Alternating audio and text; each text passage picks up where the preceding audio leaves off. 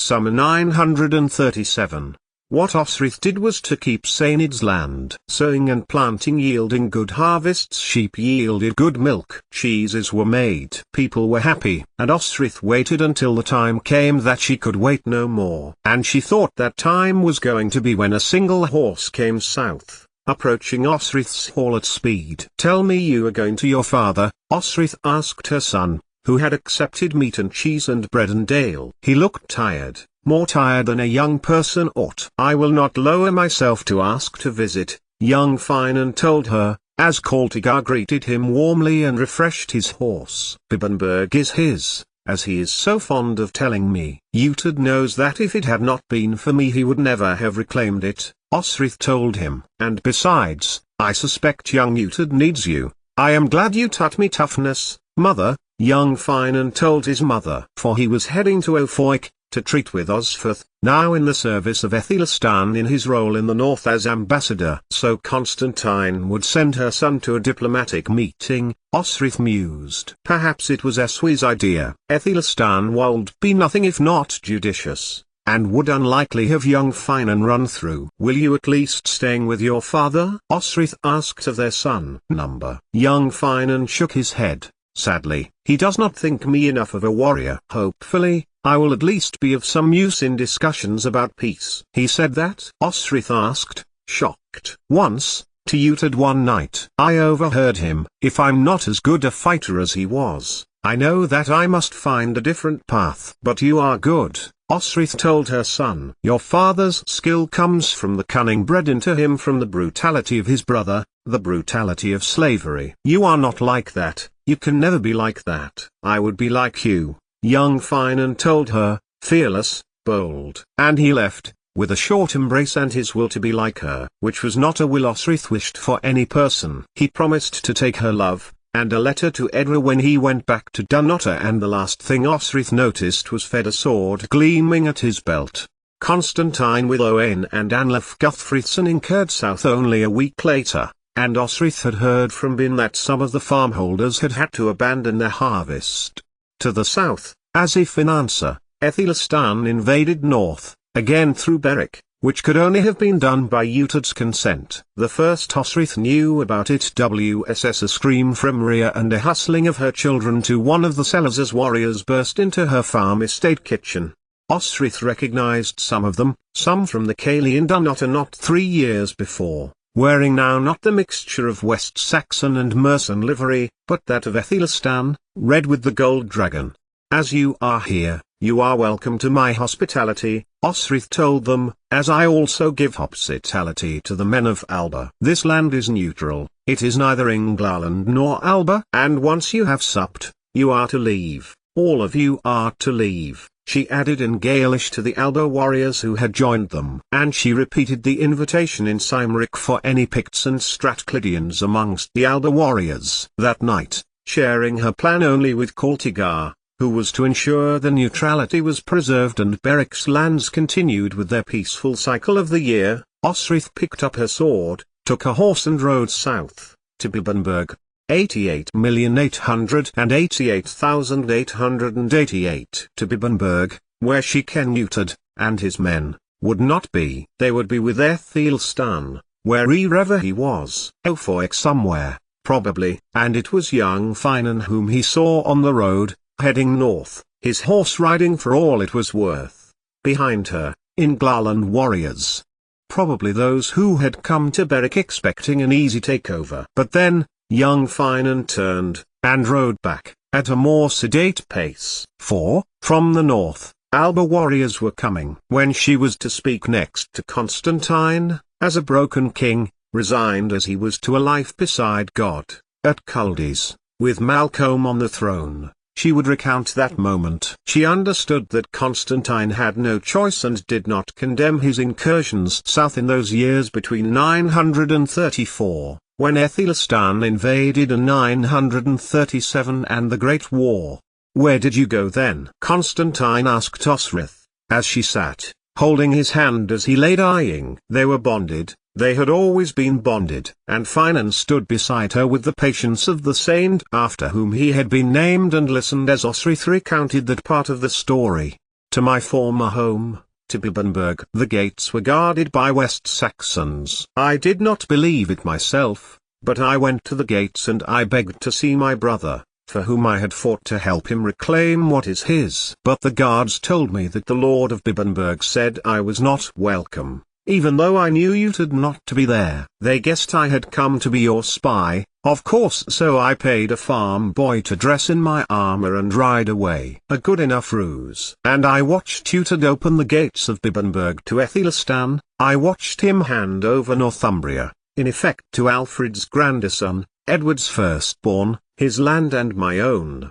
Constantine had shifted uncomfortably, and Finan let Osrith's hand go, so that she could touch that of the former king of Alba. But mother got in, said young Finan, who was standing beside his father. I had been admitted by then, for Aethelstan's life advisor had recognized me as your ambassador, and we watched as mother got in by some means or another, and dropped down into the great hall, just like a spider, in front of Aethelstan, who was being hosted by young Utad, under his father's instructions. No doubt, that was in the future, far in the future, when a desperate Edera had ridden to Bibbenberg to petition her mother to attend the dying former king of Alba.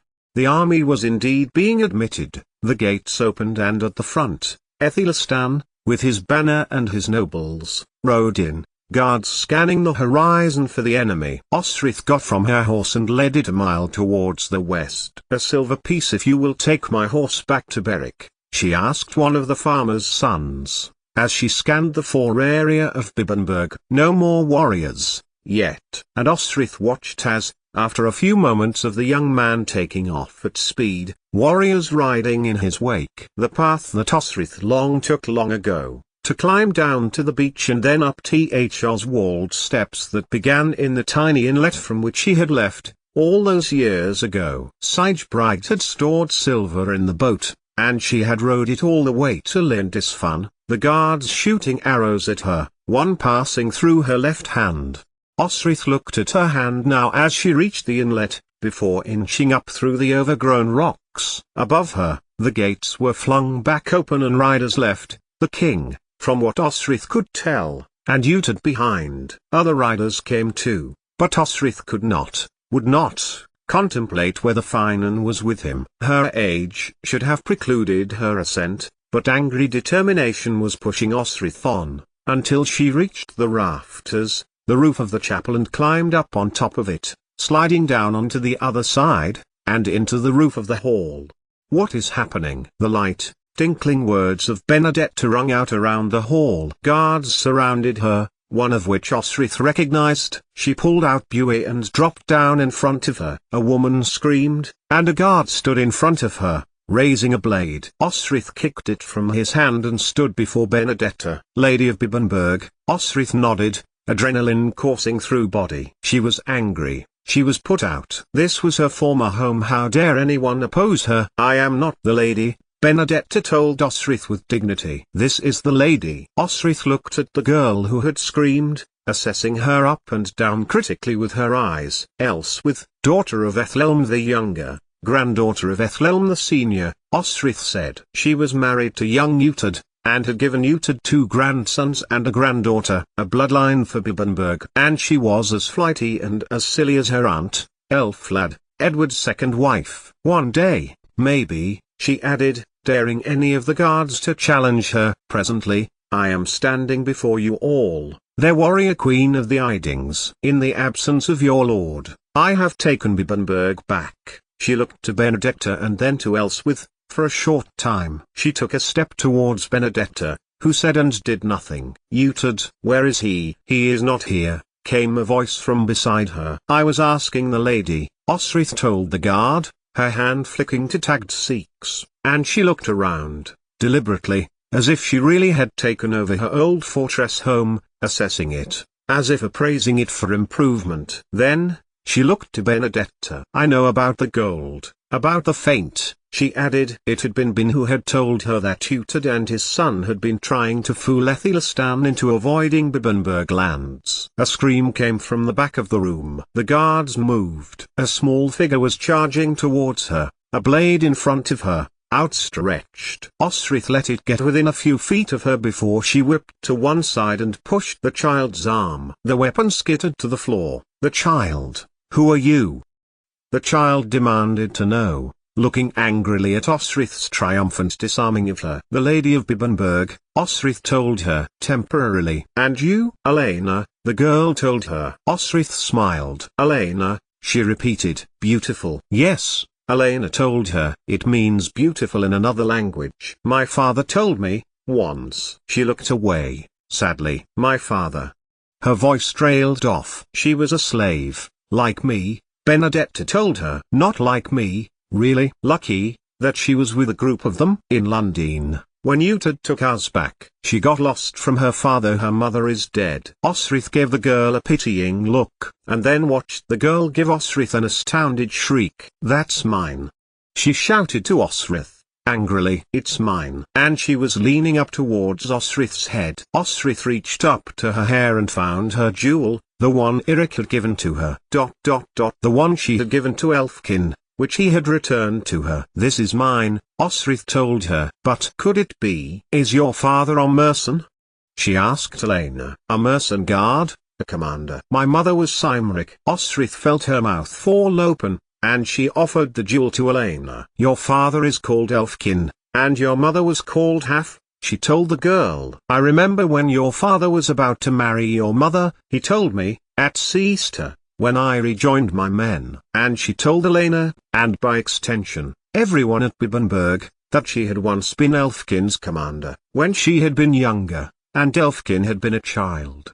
"I never died. There was an invasion from Wessex. My grandmother hid me and pretended I was dead. I wandered off and couldn't get back. There was a lot of us, children, and we wandered around together, looking after each other as best as we could." She glanced towards the kitchens. "Others are here too. The Lord Utad was kind enough to give us work and keep us safe." She looked at Osrith accusingly. "So, if you are of Mercia, why do you claim Bibbenberg?" "This was my home, once," Osrith replied, considering that the most sensible questions were coming from a young girl now wearing her jewel. "My mother was married to its lord. My father was its former lord." The girl was confused. "And Lord Utad?" "My brother. I had a brother, he died," Elena told her. Osrith felt her heart crinkle in sadness. If she saw Elfkin again, he could at least tell him. "I had two others, Utad's older brother, who I never knew, and a half-brother." She leaned towards Elena. "My mother was also Cymric." And she let the girl show her the hall, and the kitchen and the courtyard while,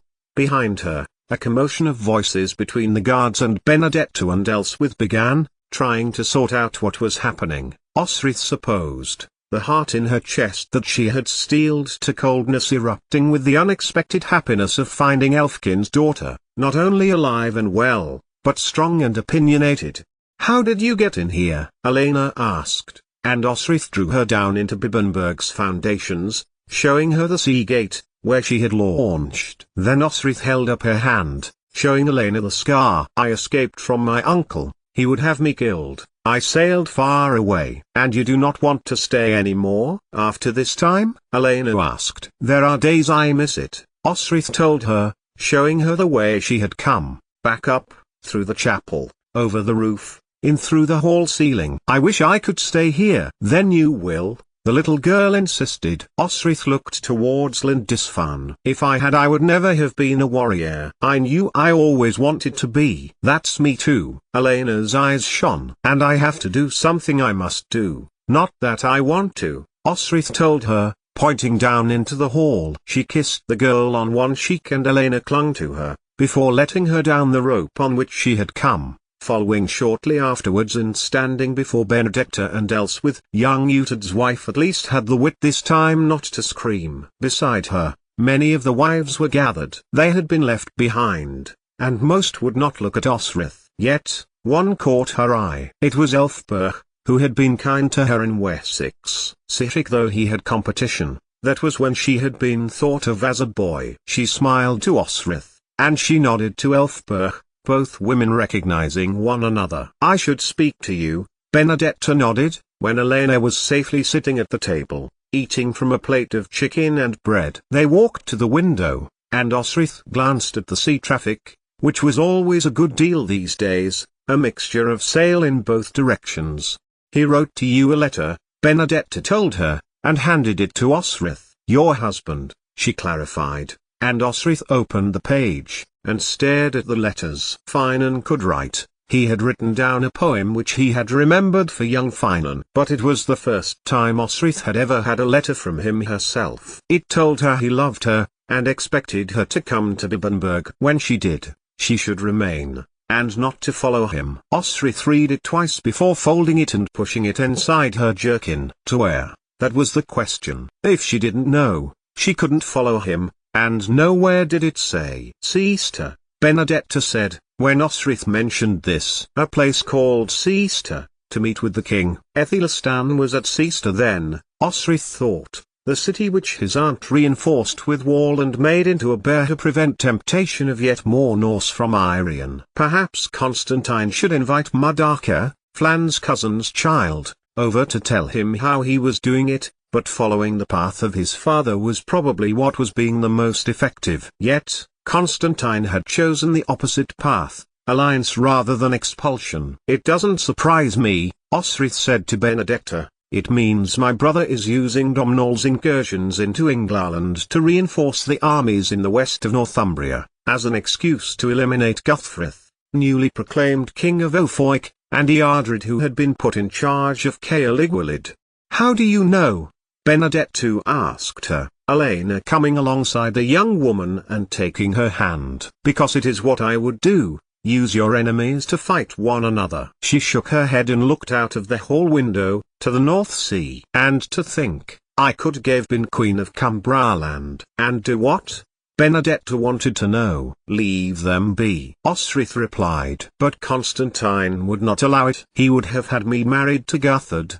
He and Domhnall. And now, he had used her as marriage bait for another alliance." "Domhnall, the man who came here?" "Domhnall," Osrith said. "The king before Constantine. The truest man I ever knew." "Domhnall. Domhnall is their Irish cousin." "Irish?" "As Anlaf, the one who your brother wishes to kill?"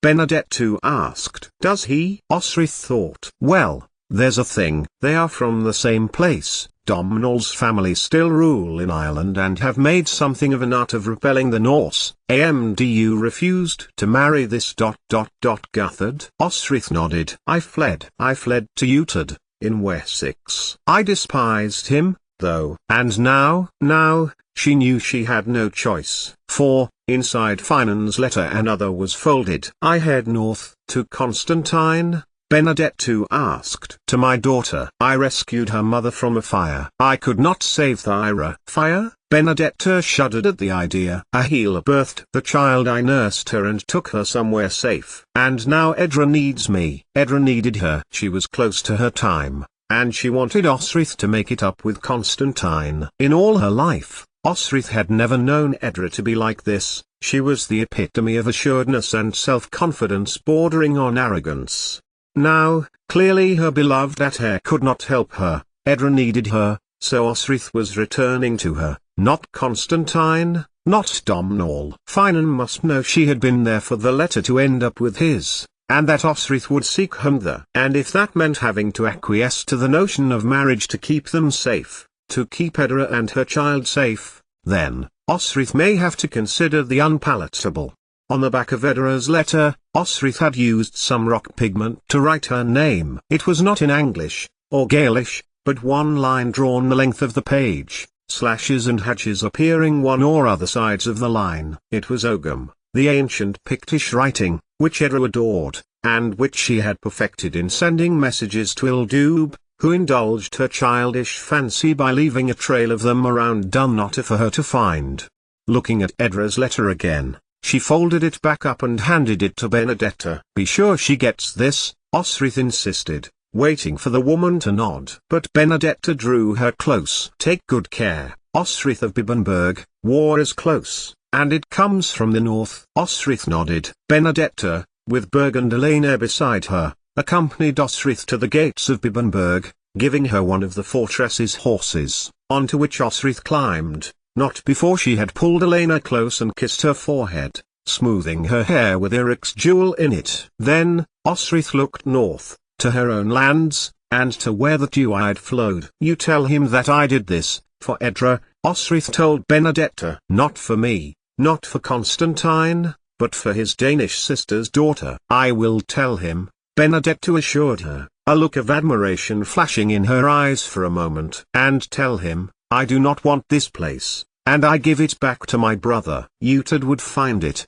as he had done in kind to her, on his chair, in the hall. More than a gesture, the laying of one of Bibbenberg's spears on it was a challenge that a wrong had to be righted, and shame would come to the man who ignored it. One encouragement of the mare by her end, and Osrith turned north, with heavy heart and Beric in sight, leaving her former home and Elfkin's daughter behind her. 88,888,888. But she did not get very far. Ahead of her, a ribbon of men, riders carrying Ethelistan's banner, were riding north. Every so often a plume of smoke of a homestead destroyed by fire could be seen. Osrith stopped riding. He had promised to her. He had sworn. She turned to her former home and screamed, anger, fury pouring out of her. She was just about to encourage the horse on, as fast as she would go, when she noticed more men, coming from the west. More bastards, Osrith thought. Orvas. Her hand went to Bué and she glanced from Ethelistan's army to the separate contingent. Osrith, Lady of Beric. It is you, a voice called out to her, urgently. My land is being invaded. Osrith called back, waving Bué. We know. Called the men at the front of the small group, who had broken away and was riding tentatively towards her. And if you think I am just going to stop here, and watch, Edra is there, at Caerleguilid, the man called to her. You must come with us. Us, Osrith repeated, standing firm, and spitting the word back. Eardred is still ealdorman there, is he not? A Saxon in a Briton city? He is dead, killed from an unwise attack on Owain's men of Strathclyde, he man called back. And, as he approached, Osrith felt her anger, her bitterness, fall away from her like a caterpillar cocoon. It was Finolai, Abbot Findle. They told us you had left your land. When I came to find you, Finolai told her, as Osrith let him walk his horse beside her. I set out a search for you. I do not know if I am surprised that you are here, or not surprised. Edra is close to her time? Osrith sought to ascertain, as Finolai told her that there was a great meeting of kings and lords at his city. What do you fear? Abbot Findle asked her. For Edra, she told him. Caerleguilid is to be considered neutral ground, he told her, for all the participants at this meeting. So, Constantine would be there, possibly Domhnall. And if she went, would it be taken that by accepting she was the inheritor of her mother's land under Brehon law, that Brehon law meant she was no longer wife to Finan but to Domhnall? Yet, if she trusted anyone, she trusted Finolai. And then another figure appeared, just behind Abbot Findle. I know you, I think, she told the man, and he nodded his head to Osrith. I am Edwin, Hywel's eldest son. I oversee Gwynedd. He said the word oversee extremely carefully. In close consultation with Prince Sindlan. This was too much. Ethelistan was busy wasting her land, and Hywel, Ethelistan's sworn ally, was now, somehow, on the side of Constantine and, more staggeringly, of the side of the Hainault-led leader.